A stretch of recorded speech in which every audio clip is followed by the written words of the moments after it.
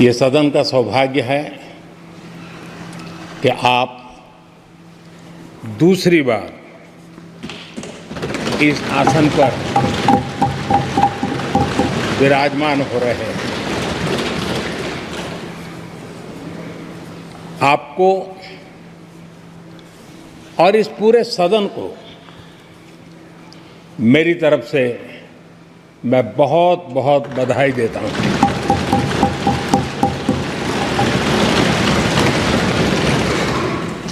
आदरणीय अध्यक्ष जी, मेरी तरफ से आपको शुभकामनाएं हैं, लेकिन इस पूरे सदन की तरफ से भी आपको अनेक अनेक शुभकामनाएं। अमृत काल के इस महत्वपूर्ण कालखंड में दूसरी बार इस पद पर विराजमान होना बहुत बड़ा दायित्व आपको मिला है और आपका 5 वर्ष का अनुभव और आपके साथ हम लोगों का 5 साल का अनुभव, हम सबका विश्वास है कि आप आने वाले 5 साल हम सबका मार्गदर्शन भी करेंगे और देश की आशा अपेक्षाएं पूर्ण करने के लिए ये सदन अपना दायित्व निभाने में आपकी बहुत बड़ी भूमिका रहेगी। आदरणीय अध्यक्ष जी, हमारे शास्त्रों में कहा गया है कि विनम्र और व्यवहार कुशल व्यक्ति सफल सहज रूप से होता है और आपको तो उसके साथ साथ एक मीठी मीठी मुस्कान भी मिली हुई है। आपके चेहरे को ये मीठी मीठी मुस्कान पूरे सदन को भी प्रसन्न रखती है। मुझे विश्वास है आप हर कदम पर नए प्रतिमान, नए कीर्तिमान गढ़ते आए हैं। 18वीं लोकसभा में स्पीकर का कार्यभार दूसरी बार संभालना ये अपने आप में एक बड़ा नया रिकॉर्ड बनते हम देख रहे हैं। श्री बलराम जाखड़ जी वो पहले ऐसे अध्यक्ष थे जिन्होंने 5 साल कार्यकाल पूरा करके फिर दोबारा उनको स्पीकर बनने का अवसर मिला था। उसके बाद आप हैं जिन्हें 5 साल पूर्ण करने के बाद दोबारा इस पद पर आसीन होने का अवसर मिला। गत 20 साल का एक ऐसा कालखंड रहा है कि ज़्यादातर स्पीकर या तो उसके बाद चुनाव नहीं लड़े हैं या तो जीत करके नहीं आए हैं। आप समझ सकते हैं कि स्पीकर का काम कितना कठिन है कि उसके लिए दोबारा जीतना मुश्किल हो जाता है, लेकिन आप जीत करके आए हैं, इसके लिए एक नया इतिहास आपने गढ़ा। आदरणीय अध्यक्ष जी, इस सदन में ज़्यादातर हमारे सभी माननीय सांसद आपसे परिचित हैं, आपके जीवन से भी परिचित हैं और पिछली बार मैंने इस सदन में आपके संबंध में काफ़ी कुछ बातें रखी भी थी और मैं आज उसको दोहराना नहीं चाहता हूं, लेकिन मैं एक सांसद के रूप में और हम सभी सांसद के रूप में आप जिस प्रकार से एक सांसद के नाते काम करते हैं, ये भी जानने योग्य है और बहुत कुछ सीखने योग्य है। मुझे विश्वास है कि आपकी कार्यशैली एज ए सांसद भी हमारे जो फर्स्ट टाइमर सांसद हैं, हमारे युवा सांसद हैं, उनको जरूर प्रेरणा देगी। आपने अपने कार्यक्षेत्र में, संसदीय क्षेत्र में स्वस्थ माँ और स्वस्थ शिशु एक कमिटमेंट के साथ जो अभियान चलाया है और सुपोषित मां, इस अभियान को आपने जिस प्रकार से अपने क्षेत्र में प्राथमिकता देकर के खुद को इन्वॉल्व करके किया है, वो वाकई प्रेरक है। आपने कोटा के ग्रामीण क्षेत्रों में हॉस्पिटल ऑन व्हील्स, ये भी एक मानव सेवा का उत्तम काम, जो राजनीतिक कामों के सिवाय करने वाले कामों में आपने चुना है, वो भी अपने आप में गांव-गांव लोगों को स्वास्थ्य सेवाएं पहुंचाने में मदद कर रहा है। आप नियमित रूप से गरीबों को कपड़े, कंबल, मौसम के अनुसार छाता की जरूरत है छाता, जूते, ऐसी अनेक सुविधाएं समाज के आखिरी तबके के जो लोग हैं उनको खोज करके पहुंचाते हैं। खेलों में प्रोत्साहन देना आपके क्षेत्र के युवकों में, ये आपने एक प्राथमिकता के रूप से काम उठाया है। आपके पिछले कार्यकाल में 17वीं लोकसभा में मैं कहता हूं कि संसदीय इतिहास का वो स्वर्णिम कालखंड रहा है। आपकी अध्यक्षता में संसद में जो ऐतिहासिक निर्णय हुए हैं,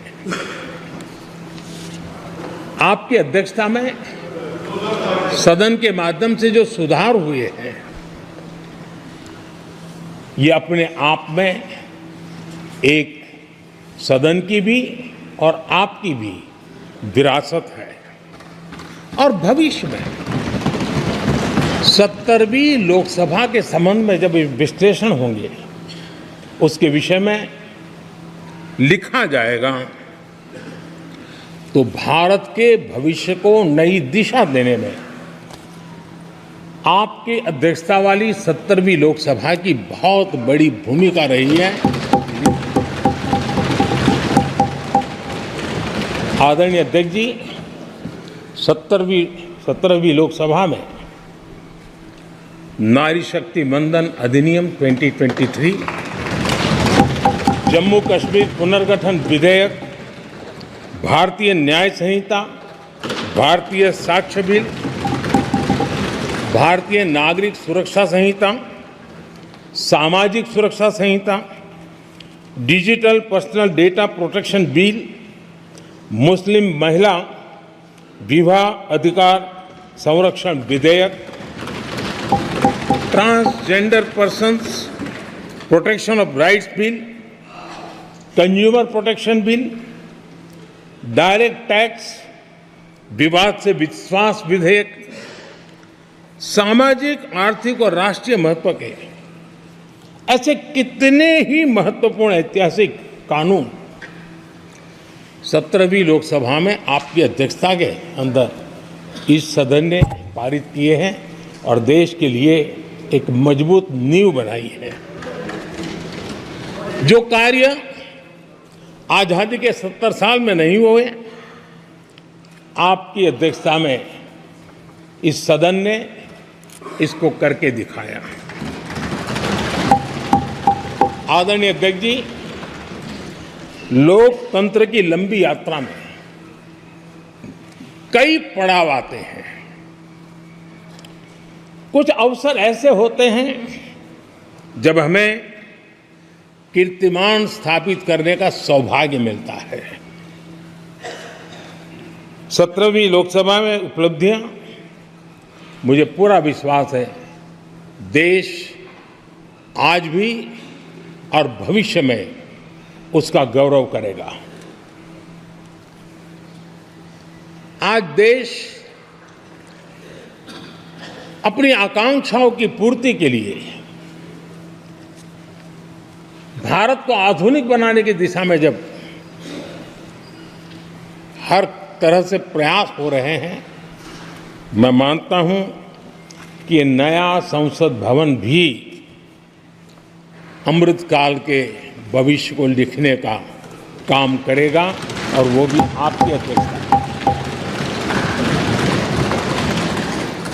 नए संसद भवन में हम सबका प्रवेश आपकी ही अध्यक्षता में हुआ और आपने संसदीय कार्यप्रणाली को प्रभावी और जिम्मेदार बनाने का कई महत्वपूर्ण फैसले लिए हैं और इसलिए लोकतंत्र को मजबूती देने में मदद मिली है। लोकसभा में हम पेपरलेस डिजिटल व्यवस्था से आज काम कर रहे हैं। पहली बार आपने सभी माननीय सांसदों को ब्रीफिंग के लिए एक व्यवस्था खड़ी की। इससे सभी माननीय सांसदों को भी आवश्यक रेफरेंस मटेरियल मिला। उसके कारण सदन की चर्चा अधिक पुष्ट हुई और ये आपका एक अच्छा इनिशिएटिव था जिसने सांसदों में भी विश्वास पैदा किया था मैं भी कुछ कह सकता हूँ, मैं भी अपने तर्क दे सकता हूँ। तो एक आपने अच्छी व्यवस्था को विकसित किया है। आदरणीय अध्यक्ष जी, G20 भारत की सफलता के एक महत्वपूर्ण पृष्ठ है, लेकिन बहुत कम चर्चा हुई है, वो है P20 और आपके नेतृत्व में G20 देशों के जो पीठासीन अधिकारी हैं, स्पीकर्स हैं, उनका सम्मेलन आपकी अध्यक्षता में हुआ और अब तक P20 के जितने सम्मेलन हुए हैं उसमें ये ऐसा अवसर था कि दुनिया के सर्वाधिक देश आपके निमंत्रण पर भारत आए और बहुत ही उत्तम प्रकार के निर्णय उस समिट में हुए और उसने विश्व में भारत की लोकतंत्र की जो प्रतिष्ठा है उसको गौरव देने में बहुत बड़ा रोल अदा किया है। आदरणीय अध्यक्ष जी, ये हमारा भवन ये सिर्फ 4 दीवारें नहीं है। हमारा ये संसद 140 करोड़ देशवासियों की आशा का केंद्र है।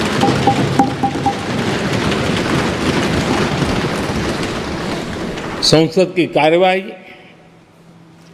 जवाबदेही और आचरण हमारे देशवासियों के मन में लोकतंत्र के प्रति जो उनकी निष्ठा है उसको और अधिक मजबूत बनाता है।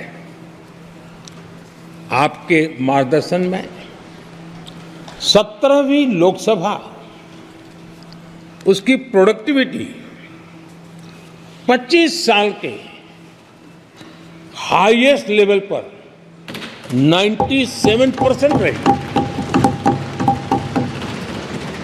और इसके लिए सब माननीय सदस्य तो अभिनंदन के अधिकारी हैं, लेकिन आप विशेष अभिनंदन के अधिकारी हैं। कोरोना जैसे मुश्किल कालखंड में आपने हर सांसद से व्यक्तिगत फोन पर बात करके उनका हाल पूछा। कहीं किसी सांसद की बीमारी की खबर आई तो आपने सदन के अध्यक्ष के नाते व्यक्तिगत रूप से उसकी चिंता की और वो सभी दल के सांसदों से जब मुझे सुनने को मिलता था मुझे बड़ा गर्व होता था कि जैसे आप इस सदन के परिवार के मुखिया के रूप में उस कोरोना कालखंड में भी व्यक्तिगत चिंता करते थे।